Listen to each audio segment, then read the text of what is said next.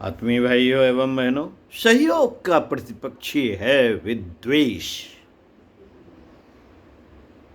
एक सौम्य होने से साधारण लगता है और दूसरा उत्तेजक होने के कारण उभर कर ऊपर आ जाता है। इतने पर भी विवेक अपना काम करता है और लोग देर सवेर में समझ ही जाते हैं कि सृजन की उपलब्धियां ही काम करती हैं। ध्वंस से तो जी की जलन भर ठंडी होती है।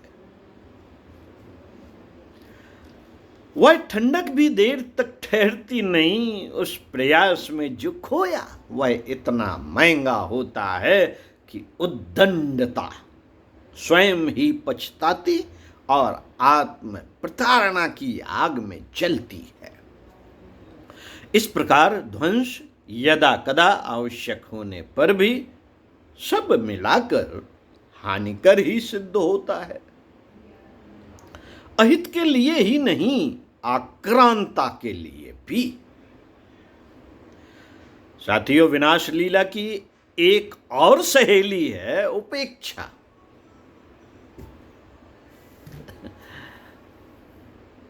उपेक्षा यह भोली बनी एक कोने में बैठी रहती है।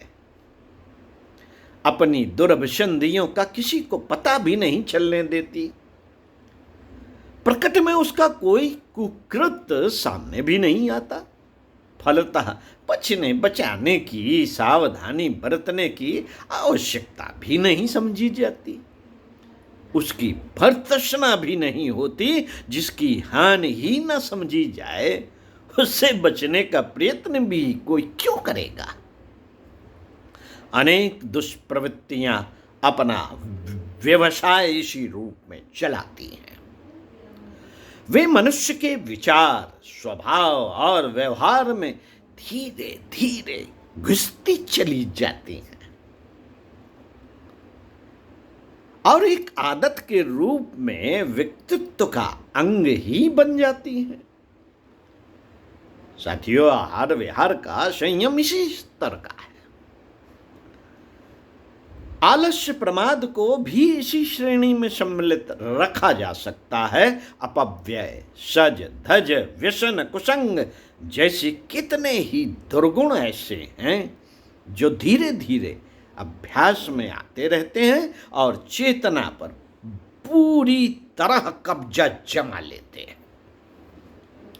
नशेबाजी जैसी घातक आदत धीरे धीरे पड़ती है और परिपक्व बनने पर आवश्यक ही नहीं, व्यवस्था बनकर दिमाग पर छाई रहती है। यह सब होता कैसे है? इसका इतिहास एक ही है, दुर्गुणों की उपेक्षा, उसकी हानि पर ध्यान न देना और विष बेल के उगते ही उसके उन्मूलन का प्रयास न करना। बीमारियां भी इस क्रम से शरीर में घुसती हैं, घुन की तरह उसे भीतर ही भीतर खखला करती हैं। प्रकट तब होती हैं जब पानी सिर से ऊपर निकल जाता है। सद्गुणों के संबंध में बरती जाने वाली उपेक्षा ही मनुष्य को पिछड़ी स्थिति में पड़े रहने की जिम्मेदार है पिछली स्थिति में पड़े रहने।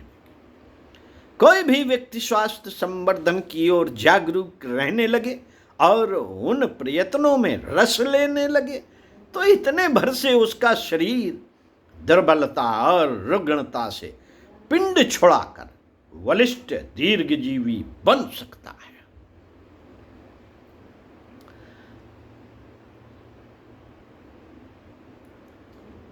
अवसर न मिलने पर बहाना विशुद्ध रूप से आत्म प्रवंचना है।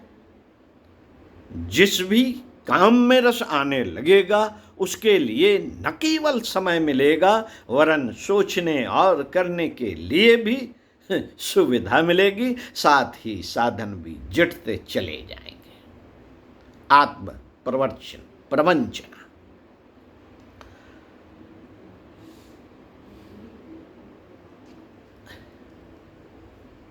आत्म प्रवंचना विशुद्ध रूप से आत्म प्रवंचना वहां लगती है जहां रस आने लगता है। साथियों, प्रगतिशील लोगों की सफलता पर गंभीर दृष्टिपात किया जाए, प्रगतिशील लोगों की सफलता पर गंभीरता से दृष्टिपात किया जाए तो एक ही निष्कर्ष पर पहुंचना पड़ता है, और उत्कर्ष का बीजारोपण अभीष्ट प्रयोजन से रस लेने से आरंभ हुआ था, और तत्परता बरतने भर से सहयोग मिलने और साधन बनने के आधार खड़े होते चले गए। पिछड़े लोगों के दुर्भाग्य का पर्यवेक्षण करने पर भी प्रायः यही निषेधात्मक पक्ष सामने आता है। उनके पास भी समर्थता एवं परिस्थिति में कमी नहीं थी। न साधनों का अभाव था और न अवसर की कमी। कठिनाई एक ही रही कि सच्चे मन से न प्रगति की आवश्यकता समझी गई और न तत्परता पूर्वक उसकी चेष्टा की गई। फलतः पिछड़ापन लदता चला गया। साधन एक एक करके समाप्त होते चले गए और दरिद्रता का दुर्भाग्य जड़ जमा कर बैठ गया। लकड़ी को घुन, शरीर को विषाणु, धन को दुर्व्यसन, यश को दुराचरण नष्ट करता है। मनुष्य के भविष्य को अंधकारमय बनाने में उस उपेक्षा वृत्ति का सबसे बड़ा हाथ रहता है, जो ना तो अवांछनीयता को पहचानने और न उसे हटाने में तत्परता प्रदर्शित करती है। सौभाग्य आकाश से नहीं टपकता, सौभाग्य आकाश से नहीं टपकता, वह प्रयत्न पूर्वक उपार्जित करना पड़ता है। साधना से सिद्धि का सिद्धांत सौभाग्य के देवता का अनुग्रह उपार्जित करने में ही पूरी तरह लागू होता है। साधना का अर्थ जागरूकता, तत्परता और सद्भावनाओं के समन्वय से बनने वाली श्रद्धा है। श्रद्धा है, जहां श्रद्धा है वहीं साधना है। जहां साधना होगी वहां आज नहीं तो कल सिद्धि को जा पहुंचने के लिए विवश होना पड़ेगा। इन तथ्यों की जब तक उपेक्षा होती रहेगी, मनुष्य को इतनी हानि उठानी पड़ेगी जितनी आक्रमण या ध्वंस के रूप में आने वाले संकटों से भी नहीं होती। साथियों, परिवार संस्था की प्रस्तुत दुर्गति के मूल में यही एक विडंबना काम करती है और विभीषिका के रूप में परिणत होती देखी जा सकती है। शरीर के बाद जीवन यापन की दूसरी व्यवस्था परिवार के साथ ही जुड़ी हुई है। घर परिवार को दूसरा शरीर कहा जाता है।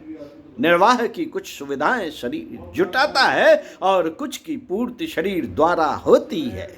एकाकी जीवन यापन तो बहुत छोटे दर्जे के क्रम कीटक ही कर पाते हैं, कीड़े मकोड़े। एकाकी जीवन वही जी पाते हैं, अन्यथा हर विकसित प्राणी को सहयोगी जीवन पद्धति पारिवारिकता अपनानी पड़ती है। चींटी, दीमक, मधुमक्खी, टिड्डी जैसे छोटे कीड़े अपनी निर्वाह प्रक्रिया सहकारिता के आधार पर चलाते हैं। पशु पक्षियों में तो वह और भी अधिक विकसित होती जाती है। मित्रों, मनुष्य की वरिष्ठता का तो एकमात्र कारण यह सहकारी प्रवृत्ति ही है, जिसके कारण पारिवारिक आदान प्रदान संभव हुआ और उपलब्धियों की परंपरा से पीढ़ियां अधिकाधिक लाभान्वित होती चली गई।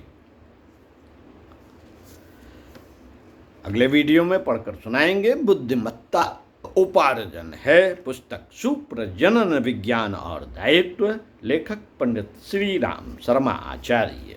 ओम शांति।